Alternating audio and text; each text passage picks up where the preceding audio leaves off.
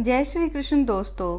पुरुषोत्तम मास महात्म्य के 11वें अध्याय में आपने जाना ऋषि पुत्री का घोर तप और शिव का 5 पति का वर देना।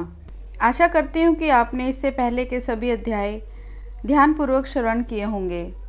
आप हमारे चैनल को सब्सक्राइब अवश्य करें और बेल का आइकन प्रेस करें। इससे आपको आने वाली वीडियो का नोटिफिकेशन मिलता रहेगा और आप क्रमबद्ध तरीके से कथा का रसपान करते रहेंगे। पुरुषोत्तम मास महात्म्य कथा अध्याय 12। नारद जी बोले, जब भगवान शंकर चले गए तब हे प्रभु, उस शोक में डूबी हुई बाला ने क्या किया, मुझ विनीत को धर्म सिद्धि के लिए कहिए। श्री नारायण बोले, इसी प्रकार राजा युधिष्ठिर ने भगवान कृष्ण से पूछा था। सो भगवान ने राजा के प्रति जो कहा सो मैं तुमसे कहता हूँ, सुनो।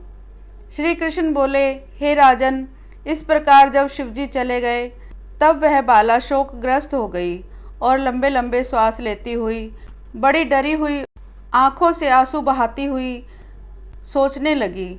हृदयाग्नि से उठी हुई ज्वाला से जलते हुए अंगों वाली वह तपस्विनी कन्या व नागनी से जले हुए पत्ते वाली लता की तरह से हो गई।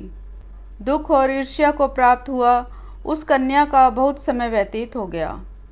जिस प्रकार चूहे के बिल में घुसकर आक्रमण कर सर्प उसे वश में कर लेता है, उसी प्रकार शोचनीय अवस्था को प्राप्त उस तपस्विनी बाला को काल प्रभु ने आक्रमण कर उसे वश में कर लिया।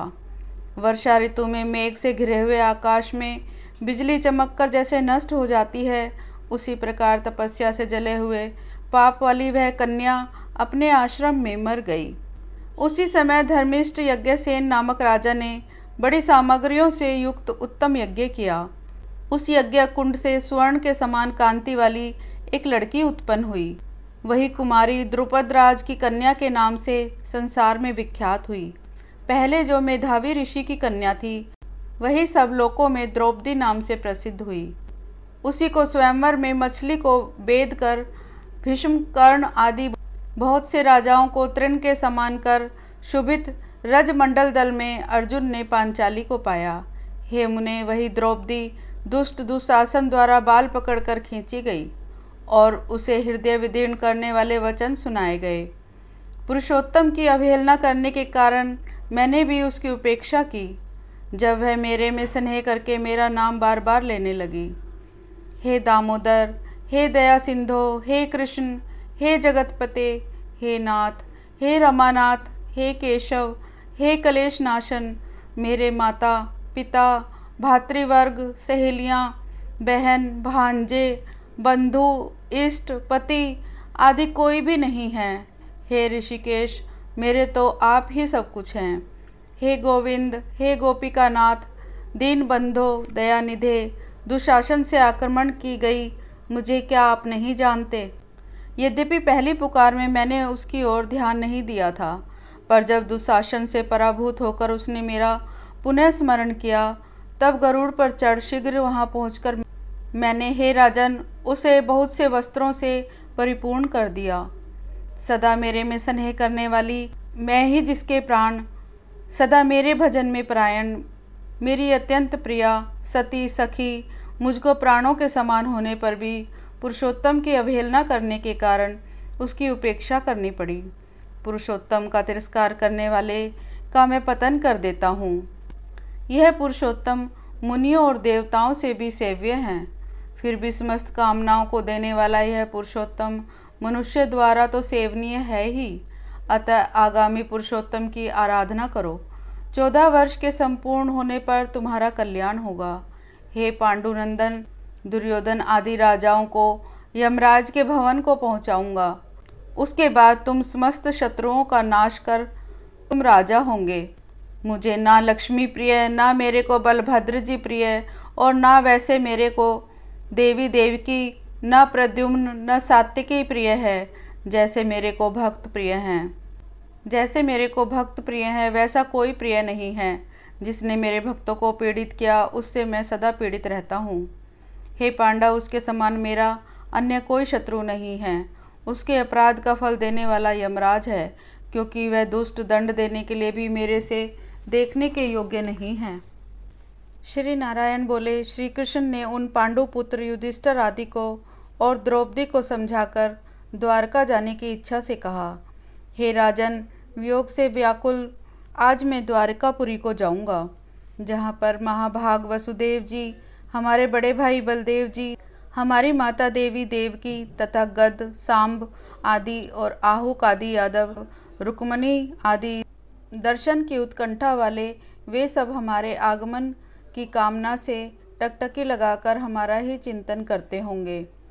श्री नारायण बोले, इस प्रकार कहते हुए देवेश श्री कृष्ण के जाने की इच्छा को जानकर पांडुपुत्र किस प्रकार भरे हुए कंठ से बोले, जिस प्रकार जल में रहने वालों का जीवन जल है, उसी तरह हम लोगों के जीवन तो आप ही हैं। हे जनार्दन, थोड़े ही दिनों के बाद फिर से दर्शन हो। पांडवों के नाथ हरि हैं और तीनों लोकों में दूसरा कोई नहीं। इस प्रकार सब लोग कहने लगे, अतः हम लोगों की आप हमेशा रक्षा करें। हे जगदीश्वर, हम लोग आपके हैं, भूलिएगा नहीं। हम लोगों के चित्रूपी भ्रमरों का जीवन आपका चरण कमल ही है। आप ही हमारे आधार हैं, इसलिए बारंबार हम सब प्रार्थना करते हैं। इन पांडुपुत्रों के निरंतर इस तरह कहते रहने पर श्री कृष्णचंद्र प्रेमानंद में मग्न होकर धीरे धीरे रथ पर सवार होकर पीछे चलने वाले पांडुपुत्रों को लौटाकर द्वारकापुरी को गए। श्री नारायण बोले, इसके बाद श्री द्वारकानाथ श्री कृष्णचंद्र के द्वारकापुरी जाने पर राजा युधिष्ठिर अपने छोटे भाइयों के साथ तप करते हुए तीर्थों में भ्रमण करने को गए। हे ब्राह्मण, नारद भगवान के प्रिय पुरुषोत्तम मास में मन लगाकर और श्री कृष्णचंद्र के वचनों का स्मरण करते हुए अपने छोटे भाइयों से तथा द्रौपदी से राजा युधिष्ठिर बोले, अहो, पुरुषोत्तम मास में होने वाले अत्यंत उग्र पुरुषोत्तम का महात्म्य सुना है। पुरुषोत्तम भगवान के पूजन किए बिना सुख किस तरह मिलेगा। इस भारतवर्ष में वह धन्य है, वह पूज्य है, वही श्रेष्ठ हैं जो अनेक प्रकार के नियमों से पुरुषोत्तम भगवान का पूजा अर्चना किया करते हैं। इस तरह समस्त तीर्थों में भ्रमण करते हुए पांडुपुत्र पुरुषोत्तम मास के आने पर विधि पूर्वक व्रत करने लगे। हे मुने, नारद व्रत के अंत में 14 वर्ष के पूर्ण होने पर श्री कृष्ण भगवान की कृपा से अतुल और निष्कंठ राज्य को प्राप्त किया। पूर्व काल में सूर्यवंश में होने वाला दृढ़धन्वा नाम का राजा पुरुषोत्तम मास के सेवन से लक्ष्मी, पुत्र, पौत्र का सुख और अनेक प्रकार के भोगों को भोगकर योगियों को भी दुर्लभ जो भगवान का बैकुंठ लोक है वहाँ गया। हे मुनि श्रेष्ठ नारद, इस पुरुषोत्तम मास के अतुल महात्म्य को करोड़ों कल्प समय मिलने पर भी मैं कहने का समर्थ नहीं हूँ। सूत जी बोले, हे विप्रो, पुरुषोत्तम मास का महात्म्य मैंने व्यास जी से सुना है, तथापि कहने को मैं समर्थ नहीं हूँ। इस पुरुषोत्तम मास के अखिल महात्म्य को स्वयं नारायण जानते हैं या साक्षात बैकुंठवासी हरि भगवान जानते हैं, परंतु उनके चरणपीठ ब्रह्मादि देवताओं से भी नमस्कार किए जाने वाले हैं। ऐसे गोलोकनाथ श्री कृष्णचंद्र भी अपनाए हुए पुरुषोत्तम मास का संपूर्ण महात्म्य नहीं जानते हैं, तो मनुष्य कहाँ से जान सकता है। इस प्रकार पुरुषोत्तम मास महात्म्य में 12 अध्याय समाप्त हुआ। ओम श्री कृष्णाय नमः।